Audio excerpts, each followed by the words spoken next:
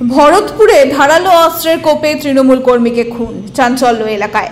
মুর্শিদাবাদের ভরতপুরে ধারালো অস্ত্রের কোপে খুন হলেন এক তৃণমূল কর্মী। মৃতের নাম ষষ্ঠী ঘোষ, বয়স 55।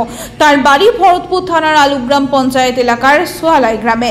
আনুমানিক রাত 8টা নাগাদ সুনিয়া গ্রামের কাছে কুয়ে নদীর বাঁধের ধার থেকে তার রক্তাক্ত দেহ উদ্ধার করে পুলিশ। এই ঘটনায় এলাকায় ব্যাপক চাঞ্চল্য ছড়িয়েছে। মৃতের স্ত্রী শ্যামলী ঘোষ জানান, বিকেল 4টে নাগাদ ষষ্ঠী ঘোষ মাঠের কাজের জন্য শ্রমিক দেখতে বাড়ি থেকে বেরিয়েছিলেন।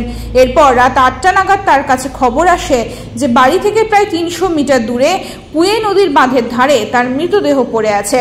স্থানীয়রা দ্রুত পুলিশে খবর দিলে ভরতপুর থানার পুলিশ ঘটনাস্থলে পৌঁছে দেহ উদ্ধার করে কান্দি মহকুমা হাসপাতালে ময়নাতদন্তের জন্য পাঠানো হয়। স্থানীয় সূত্রে জানা গেছে, ষষ্ঠী ঘোষ এলাকায় একজন সক্রিয় তৃণমূল কর্মী হিসেবে পরিচিত ছিলেন। মৃতের জামাই ভীমদেব পালের দাবি, এর আগেও তাকে কয়েকবার খুনের চেষ্টা করা হয়েছিল। যদিও এই খুনের পেছনের প্রকৃত কারণ এখনো স্পষ্ট নয়।